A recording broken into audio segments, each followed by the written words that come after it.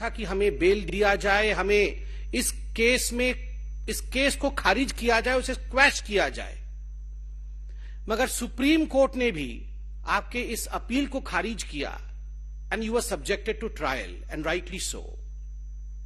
स्वाभाविक है, जो लोग भ्रष्टाचारी थे, जो लोग भ्रष्टाचारी हैं और जिनको लगता था corruption is their birthright and to get away from corruption, to get away from the institutions of India is their entitlement, कि उनकी एंटाइटलमेंट है, उनके ऊपर कोई जांच नहीं होगी, तो स्वाभाविक है वो आज डरे हुए हैं। और यही डर है राहुल गांधी जो आपके भाषण में नफरत और क्रोध झलक रहा था। अगर सही बताएं तो ये रैली एक परिवार बचाओ आंदोलन था, एक परिवार बचाओ रैली थी।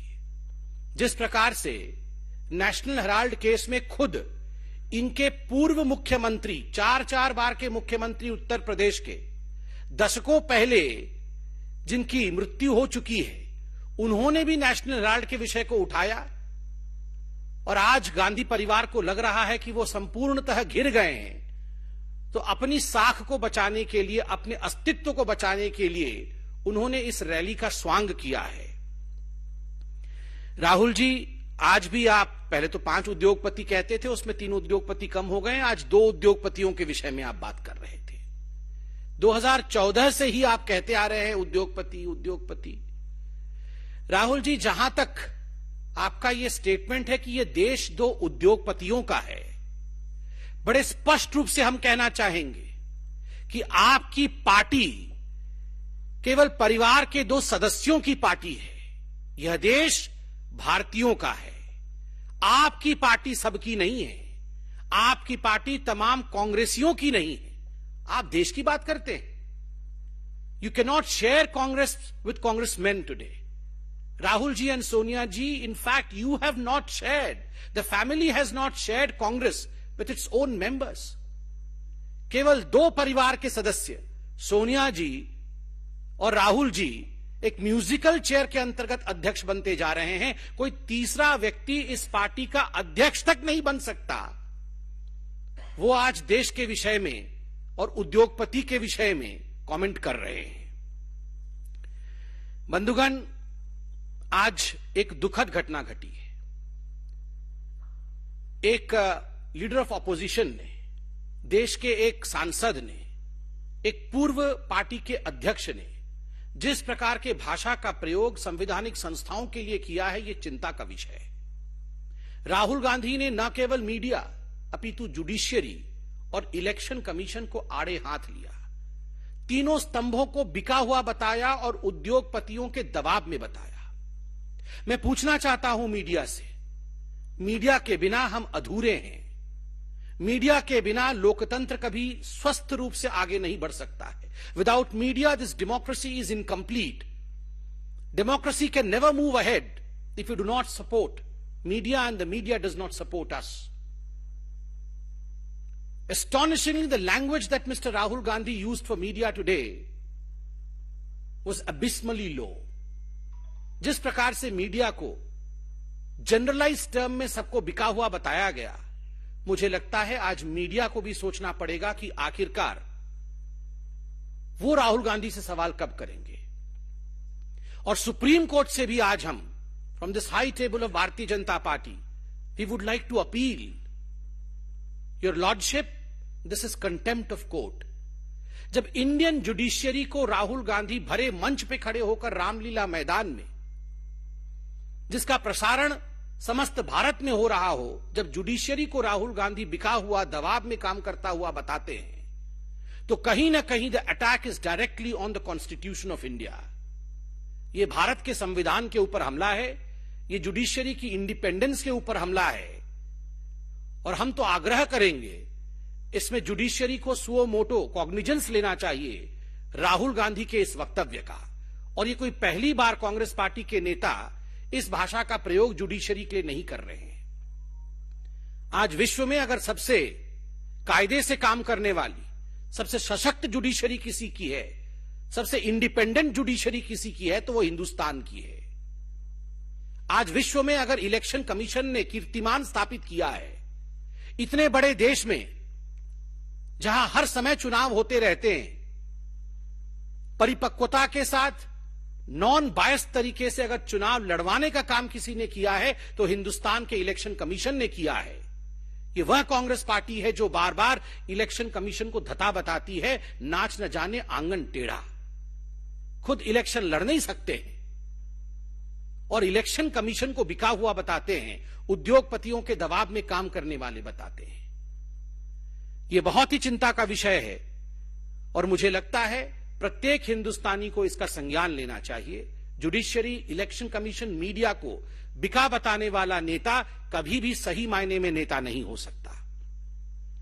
और जहां तक जांच एजेंसियों का सवाल है, भ्रष्टाचारियों को डरना चाहिए।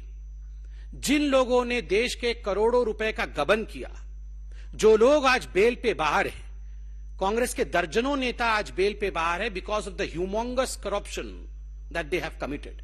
और स्वाभाविक है, भ्रष्टाचार किया है तो जांच होगी। इसलिए यह बताना कि एजेंसीज उद्योगपतियों के लिए काम कर रहे हैं, कहीं ना कहीं आपके अंदर के गिल्ट भाव को, आपके अंदर के ग्लानि भाव को दर्शाता है। राहुल जी, आपने कहा कि हिंदुस्तान की जो हालत है वो खराब है।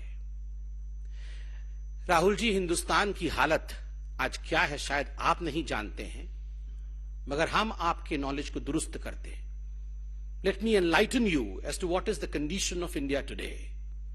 Only a couple of days ago, we got the good news that while India was celebrating Azadi Ka Amrit Mahotsav and while we were celebrating 75 years of our independence, India surpassed United Kingdom economically. Today, we are the 5th largest economy of the world. आज हम विश्व के 5वें सबसे बड़े आर्थिक स्तंभ हैं, आर्थिक जगत है। हमने ब्रिटेन को भी परास्त किया है। आज ब्रिटेन 6ठे नंबर पे है तो भारतवर्ष आज 5वें नंबर पे है। याद करिए राहुल जी, आपके समय एक ऐसा वक्त आया था जब भारत फ्रजाइल 5 इकोनॉमी में काउंट होती थी। We were the fragile 5 economy under doctor Manmohan Singh and Sonia Gandhi. India has come feets forward under the leadership of prime minister Narendra Modi. अभी चंद दिनों पहले इस तिमाही का ग्रोथ रेट सामने आया है, जब पूरे विश्व में कोरोना पैंडेमिक को लेकर एक माहौल बना है। Economy is sliding across the world, growth rates are sliding across the world. We can proudly state today, आज हम गर्व के साथ कह सकते हैं 13.5% आज भारत का ग्रोथ रेट है। ये नतीजे अभी आए हैं। Probably Rahul Gandhi is unaware of these results because anything that is good about India, Rahul dislikes it. Bharat के विषय में कुछ भी अच्छा होता है वो राहुल गांधी को पसंद नहीं है। ब्लूमबर्ग तो राहुल गांधी आप जानते ही होंगे। भारतीय कंपनियों के नाम तो आप नहीं जानते, मगर ब्लूमबर्ग को तो जानते होंगे। अभी चंद दिनों पहले ब्लूमबर्ग ने कहा कि India will never go into recession. भारत कभी भी रिसेशन में जा नहीं सकती है because of basics are strong. Under the leadership of mister Narendra Modi, हमारे प्रधानमंत्री के नेतृत्व में भारत इस प्रकार से सशक्त हुआ है कि हम कभी भी मंदी की तरफ गति नहीं करेंगे। और आप कह रहे हैं हिंदुस्तान की हालत खराब है। कोरोना के बावजूद हिंदुस्तान ने जिस प्रकार अपने आप को संभाला है, यह अपने आप में बहुत बड़ी बात है। आपने पाकिस्तान, चाइना, इनके विषय में बात की। 5-6 बार चाइना चाइना चाइना किया। चाचा नेहरू ने कितनी जमीन दी थी, मैं उस राजनीति में अभी जाना नहीं चाहता। राहुल जी, जब डोकलाम स्टैंड ऑफ हुआ था तब आप चाइना के अधिकारियों के साथ टेंट के नीचे रंगे हाथ पकड़े गए थे, और आज आप चाइना चाइना कर रहे हैं, पाकिस्तान कर रहे हैं। जब सर्जिकल स्ट्राइक होता है, एयर स्ट्राइक होता है, तो आप उस सर्जिकल स्ट्राइक को धता बताते हैं, आप उसे खून की दलाली बताते हैं, और आप अपने एम्बेसडर मणिशंकर अय्यर को पाकिस्तान भेजते हैं, जहां जाके मणिशंकर अय्यर कहते हैं मोदी को हटाना होगा, सरकार भारत में गिराना होगा और पाकिस्तान को हमारा साथ देना होगा, और आप नफरत और क्रोध की राजनीति का विषय उठाते हैं। शर्म आनी चाहिए राहुल गांधी आपको। एक आश्चर्य का विषय है, राहुल गांधी जी ने आज कहा कि कांग्रेस पार्टी एक अलग जीएसटी लाना चाहती थी, हम एक अलग जीएसटी लाना चाहते थे।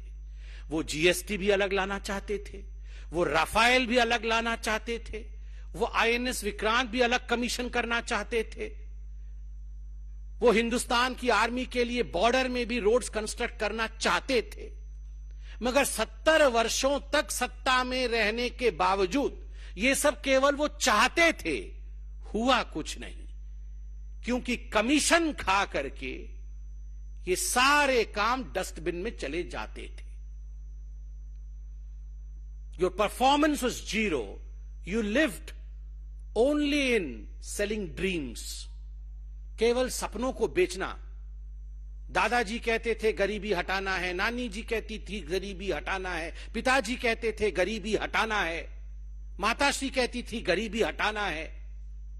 मगर आलम यह था कि 2014 से पहले 22% लोग भारतवर्ष में गरीबी रेखा से नीचे थे और आज 12% लोग इस गरीबी रेखा से ऊपर उठ चुके हैं, और जो लोग गरीबी रेखा से नीचे रहते हैं वो अब 10% रह गए हैं। तो स्वाभाविक रूप से कौन गरीबी रेखा से ऊपर उठा रहा है और कौन केवल गरीबी हटाओ का नारा देता था और गरीबों के लिए काम नहीं करता था, इस विषय में बताने की आवश्यकता नहीं है। आप सब ने देखा होगा कि कोरोना के बावजूद 0.8% लोग जो अत्यधिक गरीब थे, कोरोना के बावजूद इस आंकड़े में किसी प्रकार की बढ़ोतरी नहीं हुई। 0.8% लोग ही उस स्टैटिस्टिक लिमिट में रहे, और आईएमएफ ने और वर्ल्ड बैंक ने इसकी सराहना की कि जिस प्रकार से भारतवर्ष ने इसको मैनेज किया है, कि गरीबी में किसी प्रकार की बढ़ोतरी नहीं हुई पेंडेमिक के बावजूद, ये अपने आप में, this is a telling story, ये अपने आप में एक बहुत बड़ा विषय है। आज राहुल गांधी महंगाई के विषय में बोल रहे थे। उन्होंने आटा भी लीटर्स में आज कन्वर्ट किया है। वो जानते नहीं है आलू मिट्टी के नीचे होता है, आलू ऊपर होता है, आटा सॉलिड है या आटा लिक्विड है, मगर बोलते हर विषय में। मगर Rahul ji, to enlighten you, एक ऐसा कालखंड था यूपीए के राज के समय जब 22 महीनों तक जो महंगाई दर है वो 9% या 9% से ऊपर रही, for a continuous phase of 22 months। That was the red zone of India, जब जीडीपी नीचे थी और इन्फ्लेशन ऊपर थी। और एक ऐसा भी समय था, for the first time the inflation in the country had gone to double digits.